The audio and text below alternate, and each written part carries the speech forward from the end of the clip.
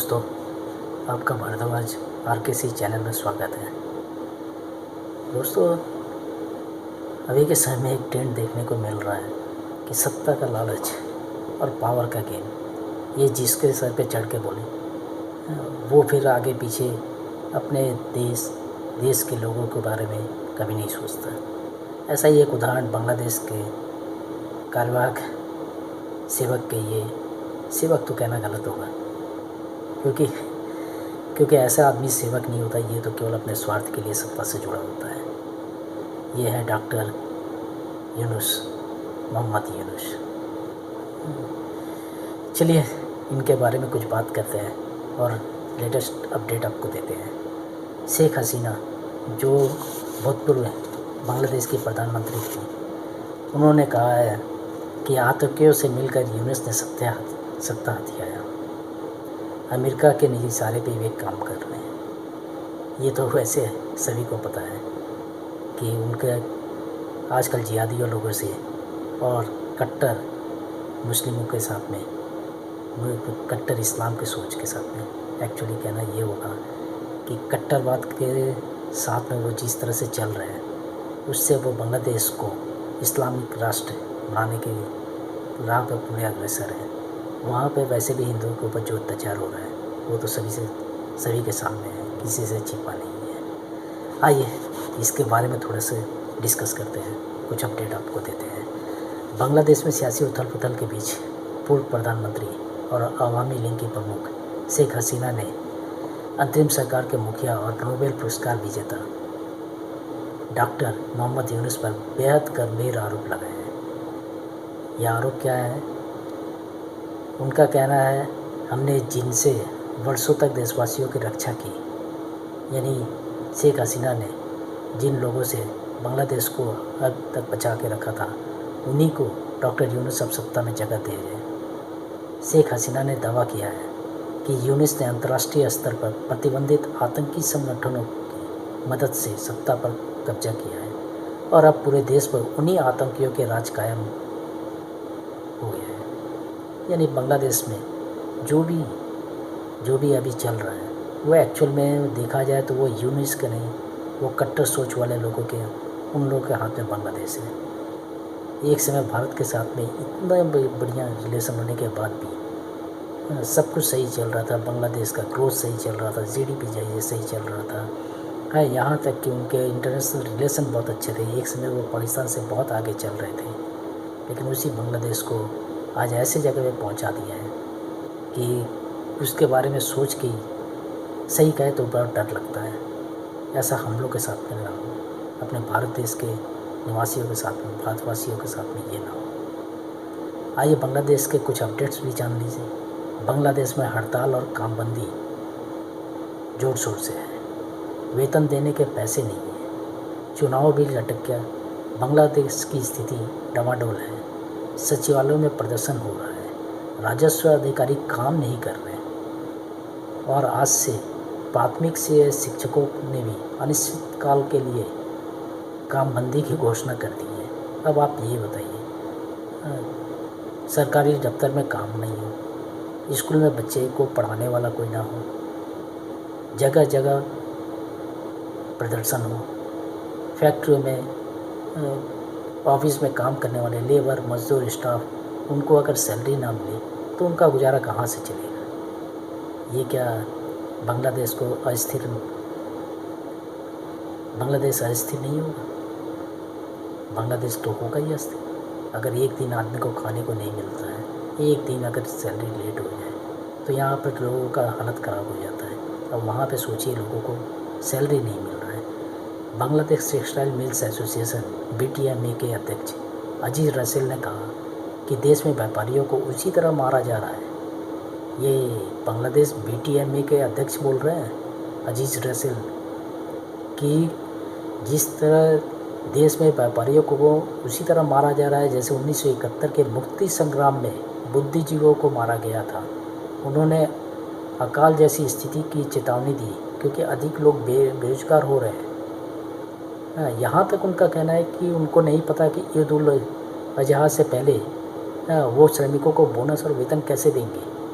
अब आप सोचिए ये कैसी परिस्थिति है?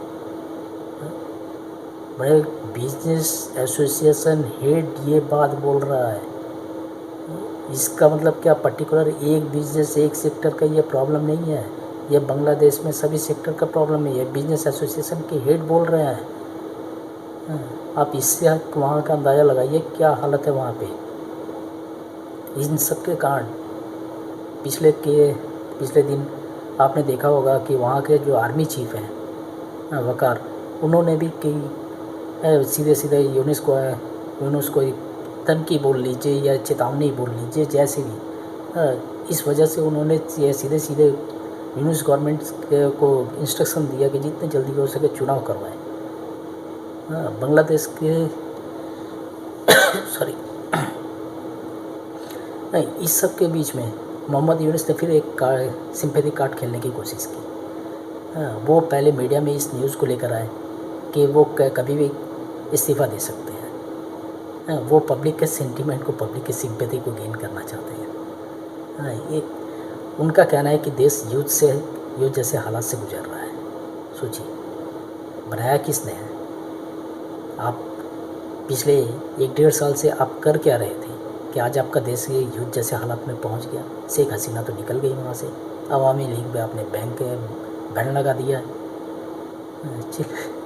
और उन्होंने कहा कि बांग्लादेश में जैसे हालात है उसमें बेहतर होगा कि वो पद छोड़कर कहीं और जाकर बस जाए।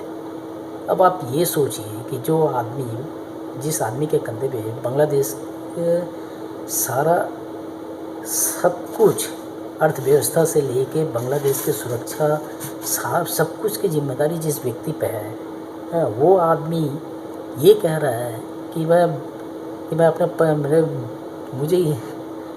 मुझे ये लग रहा है कि बेहतर ये होगा कि मैं अपने पद को छोड़ दूँ। चलो ये चलता है, पद को छोड़ सकते हैं, ये कोई बड़ा बात नहीं है। तो वो इतने रिस्पॉन्सिबिलिटी को लेके नहीं चल पा रहे हैं, वो मैनेज नहीं कर पा रहे हैं।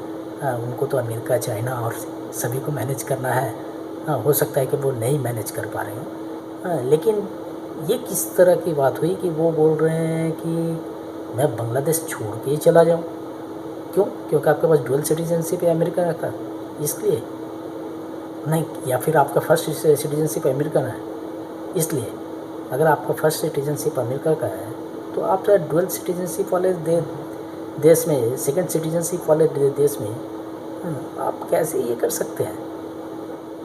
कैसे आप वहाँ के कार्यवाहक मुखिया बन के बैठे रह सकते हैं? ये तो बांग्लादेश के पब्लिक को सोचना चाहिए, वहाँ का आवाम को सोचना चाहिए कि वो कैसे इंसान को वहाँ पे बैठा कर रखे हुए हैं।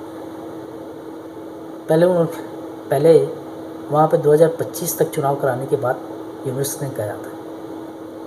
अब मज़ेदार चीज़ देखिए, वो 2025 का अभी भी 6-7-8 महीना अभी जो बचा हुआ है, उनका कहना है कि वो जून 2026 के पहले इलेक्शन करवाने का पोजीशन में नहीं है। मतलब उनको अभी 6 महीना और चाहिए, 2025 के बाद भी 6 महीना और चाहिए। भारत जैसे देश में इलेक्शन करवाने में, जहाँ पर 140 अरब लोगों से करोड़ 140 करोड़ लोग से ज़्यादा पब्लिक है, यहाँ पे आवाम है, वहाँ पे इलेक्शन कराने के लिए भी इतना टाइम नहीं लिया जाता है जितना बांग्लादेश में चाहिए। और मज़ेदार चीज़, जिस बीएनपी के साथ में मिलकर इन्होंने अवामी लीग के शेख हसीना को सत्ता से बाहर किया, देश से निकलवा दिया, आज उन पे कई तरह के केस चार्ज कर लगा के रखे हुए हैं। हालत ये हो गई है कि बीएनपी ने भी अंतरिम सरकार के प्रमुख मोहम्मद यूनुस से दिसंबर 2025 तक बांग्लादेश में राष्ट्रीय चुनाव कराने की मांग की है। साथ ही पार्टी ने, मज़ेदार चीज़ और देखिए, यूनुस ने हर जगह अपने कट्टर सोच वाले, सही कहे तो उग्रवादी सोच वाले लोगों को भर दिया है। सॉरी, बीएनपी ने मोहम्मद यूनुस से और एक मांग रखी है कि पार्टी अपने कार्यवाहक इस पे मंत्रिमंडल में उन्होंने जो विवादास्पद सलाहकारों को रखा हुआ है उसको जितनी जल्दी हो हटाएं और सुधार के कार्यों को तेज करें। अब वो कहाँ से सुधार के कार्यों को तेज करेंगे? हाँ, वो कर सकते हैं, चाइना के डिमांड को पूरा करने के लिए तेज़ी से काम कर सकते हैं, अमेरिकन के डिमांड को पूरी करने के लिए जल्दी से काम कर सकते हैं, चाहे इसके लिए उन्हें अपने देश को बेचना पड़े, गिरवी रखना पड़े, या वहाँ के लोगों को बिना अराजकता फैलाना पड़े। करना तो उनको अमेरिका की गुलामी है।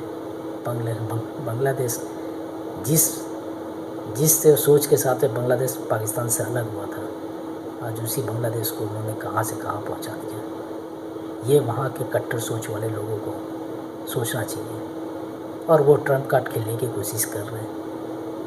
उनका भारत के साथ में जो रिलेशन अभी ख़राब चल रहा है, भारत के साथ में उनकी जो अंडरस्टैंडिंग कभी सही बैठ नहीं रही है। हाँ, और वो भारत को कहीं ना कहीं धमकी, ब्लैकमेलिंग के मूड में जिस तरह से चल रहे हैं, ये और बात है कि वो ऐसा कुछ भारत का बिगाड़ नहीं सकते हैं। वो ज़रूरत से कुएं के मेढक अभी बने हुए हैं, कुएं से बाहर अभी वो निकले नहीं हैं। उनको शायद अंदाज़ा भी नहीं है कि भारत क्या है। शायद वो टीवी पे सामने है बैठ के वो पाकिस्तान का दुर्दशा वो देखे नहीं। अगर पाकिस्तान का दुर्दशा देख लिए होते, जो एटम बम के धमकी देते रहता है, उसके अगर दुर्दशा देख लिए होते, समझ लिए होते, उनके आसपास के लोग उनको समझा दिए होते, तो इस तरह से आवाज़ वो निकालते नहीं। चलो कोई बात नहीं है, अगर आमना सामना करने का इच्छा हो तो कर भी लेंगे। फिर पता चल जाएगा कि कुएं से बाहर भी एक दुनिया है, और उस दुनिया का शेर तो बाहर में बैठा हुआ है ना। वो लगातार इस चीज़ के लिए, बांग्लादेश में अराजकता के लिए वो भारत को दोष देते हैं। अब ये बताइए, क्या वो दुनिया के सारे पब्लिक, दुनिया के सारे मीडिया, दुनिया के जितने भी इंटेलिजेंस है, क्या वो बेवकूफ़ है? उनके पास में खबर नहीं है कि बांग्लादेश में क्या हुआ और कैसे हुआ? चलिए फिर भी मोहम्मद यूनुस को मेरा एक डायरेक्ट मैसेज है, आएगी तो शेख हसीना ही, मोदी जो है साथ। नमस्ते दोस्तों।